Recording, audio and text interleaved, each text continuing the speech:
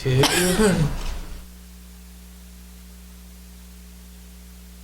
They'll want to know why somebody Tuesday so already. young as you could be elected as senator. How old is me? All right, you ready to begin? I'm ready to begin. All right, let's go. Welcome to Senate Chat, the Utah Senate's time for question and answers from the media and from the public. Thank you for watching us over the internet. Please send in your questions and we'll answer those, at least attempt to answer those. And we appreciate all those who frequent Senate Chat. Okay, so first of all, today we'll go ahead and just go right into questions from the media. So HB, 220 or whatever passed in the House, the changing the makeup of the audit committee and the legislative management committee. How do you see that bill faring over here in the Senate? We haven't even discussed it yet, so I don't think everybody in the Senate knows that bill. Did you know that bill was coming? I know some of it, but generally we wait till it comes before us and see it in the form that it is when it comes to us. And I've just heard just general conversations about it. Yeah. Did it remain unchanged? I believe so. I don't think I don't know that for a So it fact. changes both the management committee and the audit And the committee audit structure. committee. Correct, yeah. What Okay. are your personal thoughts about changing the structure of that? I mentioned here, I think it's been a couple of weeks ago, that there's arguments on both sides of this. There's one on one side. There's an argument that there's a balance, that our staff is nonpartisan, and that they need to be controlled managed in a nonpartisan way. The other side of this is an argument that it ought to at least somewhat match the makeup of the legislature, which is supermajority Republican, supermajority plus. So that's the debate that we're going to have here in the Senate. We'll probably caucus about it a little bit, and we'll see what goes on with that bill. Have you had any caucus time on that bill up in the... We haven't discussed it too much, but I do know the issue, and I feel like it should be, when it's your staff, I think it should be nonpartisan, and it should reflect both parties, and you never know, like, in another year it could switch to Probably Democrat not in majority, another year, super majority. No, but I just think when it comes to the staff, and they should, every bill should be treated the same, and every legislator should be treated the same. There is I understand, I wasn't here when it happened. We've got our historian with us, Senator Hilliard, but Executive Appropriation Committee, I understand at one time was balanced evenly. And now there are two extra Republicans on that committee. Can you confirm or didn't? No, my memory's always been the executive appropriations had one more majority party in both the House and the Senate. Okay. And then we added a second, the vice chair of the appropriations would then become. So that's when the majority party had two more. The others have always been equal, but I don't ever remember that executive appropriation was ever even. So on that basis, I, of course, am in the majority party, so I maybe not be the best one to speak to that, but I don't think that process has been hurt in any way. Having the majority party with a majority of the people on that committee. So I could see, at least for the audit committee, that I think there's a very solid argument that you could have a makeup that reflects the makeup of the legislature. But again, the management committee, they are also managing our legislative research and general counsel and our staff offices. So I think there's a strong argument for more of a balance. But we're going to debate that bill thoroughly here. I suspect that it would have a pretty good chance of passing without at least some education and historical context to what has gone on in the past. You said have a pretty good chance of passing? I'd say it'd have a pretty good chance of passing. Let me add this too. One of the changes, I can remember years when the minority party at executive appropriations would take hours making amendments and making proposals, changes and debating back and forth when they knew perfectly well that wouldn't pass because there was one more Republican or majority party in both bodies there. But it became really a way of politicking. And I'm really glad we don't do that anymore. I mean, I hear the motions made and we grant them the right to do that, but it used to be out of control. They used to spend literally an hour or two debating, making motions that were just political statements. Well, I think there is a majority. I don't know why we need a super majority, and I think the more balanced, the better. And the more nonpartisan these issues should be. So. Yeah, that's the question. Yep. That's the debate that we'll have, and I'm sure if it just passed out, we'll read that bill probably in maybe even this afternoon. That'll be sent to rules. We'll go out to committee and work through the Senate process. Any other questions on that? Can you say what is on the caucus agenda today? We have a retirement issue coming in. We have a presentation on the University of Utah Medical School proposal. I know they're coming in, so those are the two that we got. Also, Senator Davis's full Medicaid expansion bill is in committee this afternoon. What do you see happening overall on Medicaid this session? Do you have any direction yet? Or I know Dunnigan has a bill he's working on. Kind of where things stand, or what you see coming out in the end.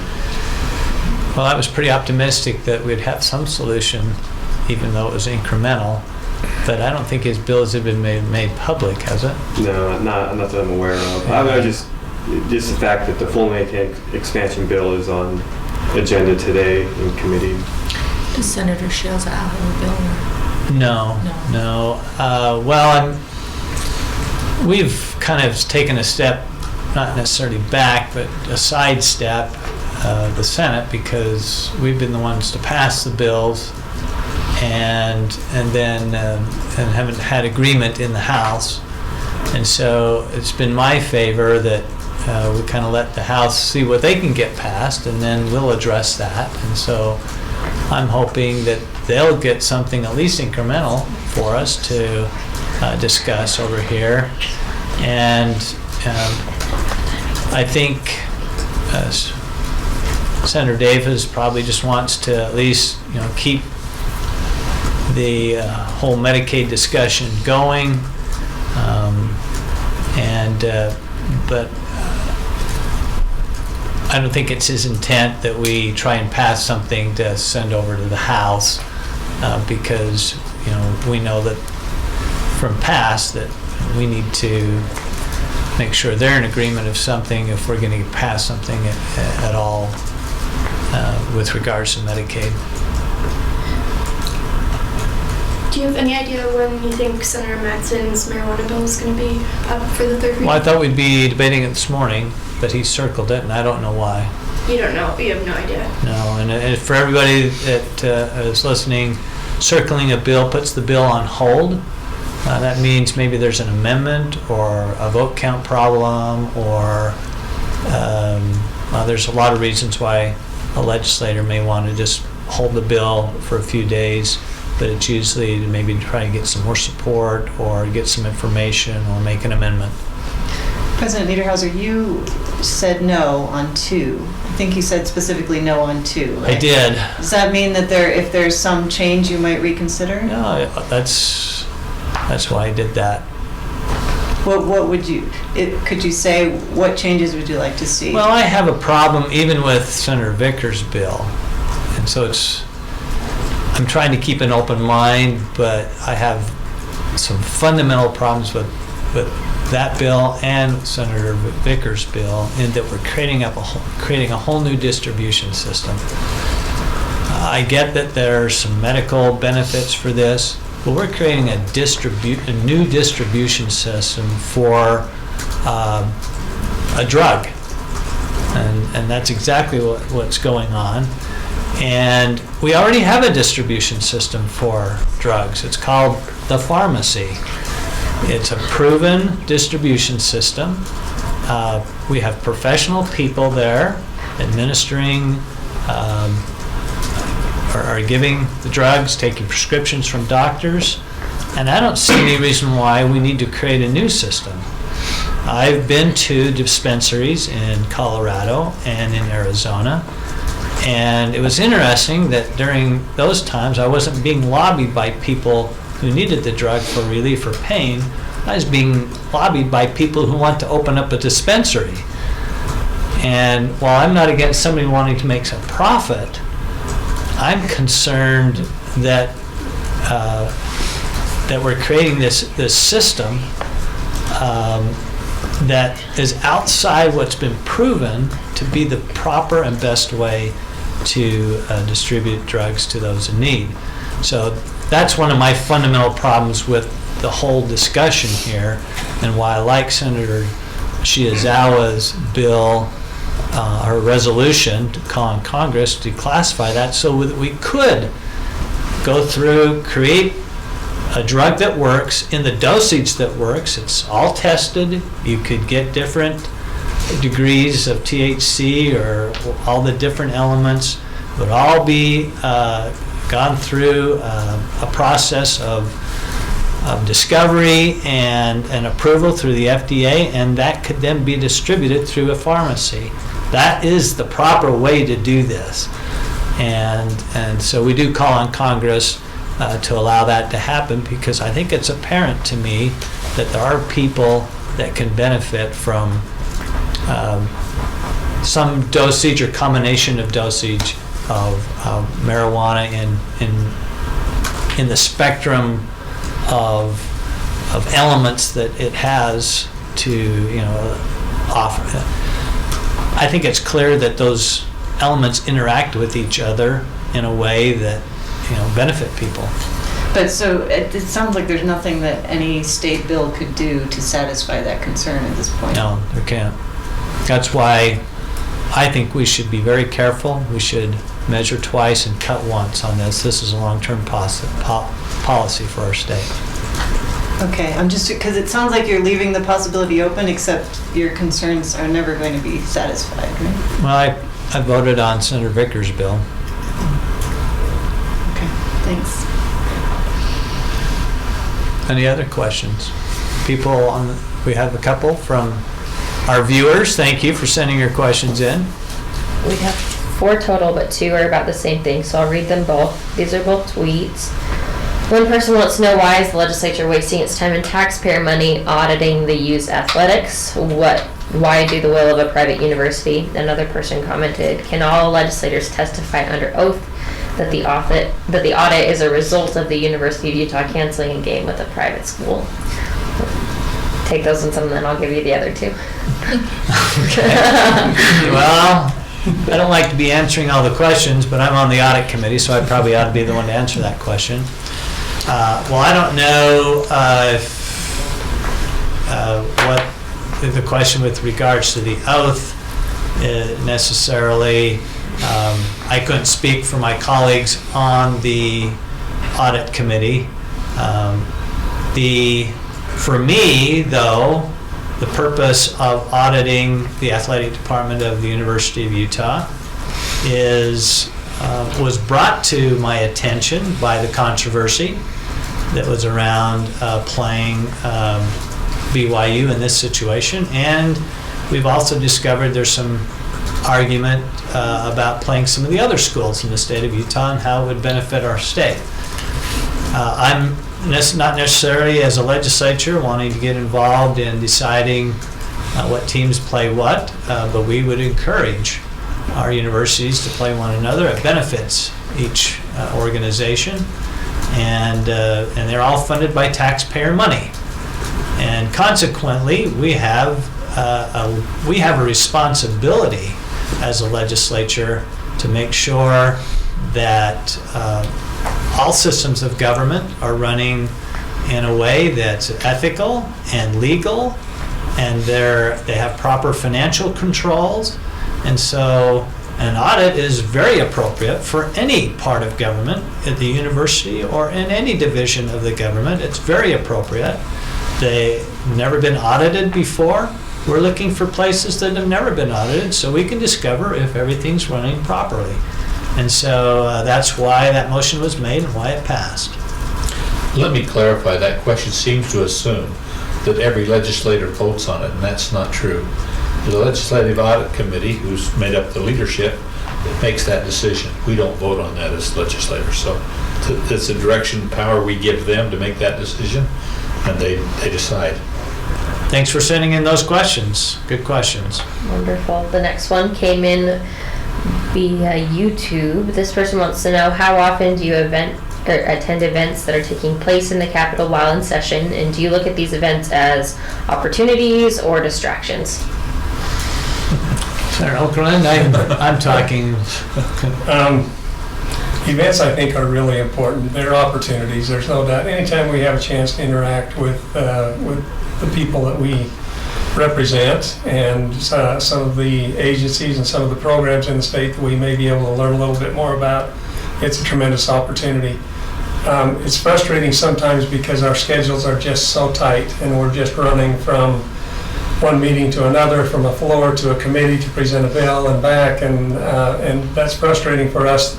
For me, essentially, that I am not able to spend more time visiting with some of those folks that are here, and sometimes you just have to apologize and say thanks for all you're doing, thanks for being here, and I wish I had more time to visit with you. It was really fun. I had a group of 8th graders from Wayne County come up today, about 30 of them, the entire 8th grade from Wayne County in Bicknell. And saw the Capitol and just really enjoyed the Capitol and watched the process, watched us do some bills. And I was able to talk to them for a little while and just answer questions and have some pictures taken. Those are really fun. And it's the same thing when we have groups that come in that need to present information to us. If we have the time, it's just, it's great to be able to be with them. So it is an opportunity, no doubt. Senator Yamamoto, what about events in your perspective? I feel the same way because I love when all the groups come to us, and it's a one time that they can showcase a lot of what they do. Like when the nonprofits came, all the different groups come. It is hard and it is frustrating when we can't leave. And I have a hard time, especially during floor time, because I'm trying to focus. But and then when there's events that happen for some of these groups, they have them off site. It's often hard for me too, but I think it's an opportunity, and I love having them come, and I love individuals, constituents come, and we try to involve them in the process as much as we can. Fantastic. The last question was for Senator Hilliard specifically. He had a heads up on this. Somebody wanted to know, why was there a second round of budget numbers that came out? Aren't the first ones good enough? What's the process about there? I'll quickly give you the process. The governor's office starts in November. Our legislative staff starts in November, and each works separately to try to determine what the income, the revenue the state's going to be over the next 18 months. So they're guessing in November what the revenue will be the next June or next July through the next June, 18 months out. Then they get together and they come to a consensus figure of what they think these revenues are. So when we start the session, we have an agreed to amount of new revenue or low revenue, whatever it may be, so that we can allocate to our committees and work. Then we take a second look, and that's usually the middle of February. And that's because we have the sales tax that's come in during the Christmas holidays through the end of December. Most of that is paid by January 31st, so we have that in. We also can see how the income tax is coming in, and so we have an updated figure. Now, interestingly, this year, the figures came back and said that we were going to have 20 million more in income tax than we thought we were going to have, but we're going to have 30 million less in sales tax. So the net effect, we're down $10 million. So as we balance our budget and keep a balanced budget, we want to make sure we don't go over those figures. Becomes an accuracy issue. The closer you get to the fiscal year, the more accurate you're going to be. Any other questions from the media? I should say we'll also do one in about September, just to get a feel. If it looks like the revenue figures for some reason really dropped off, like they did in 2008, then we have to come in a special session and adjust our budgets rather than let it just float to a nightmare on June 30th. Thanks, everyone, for being here today. And come back tomorrow for another version of Senate Chat.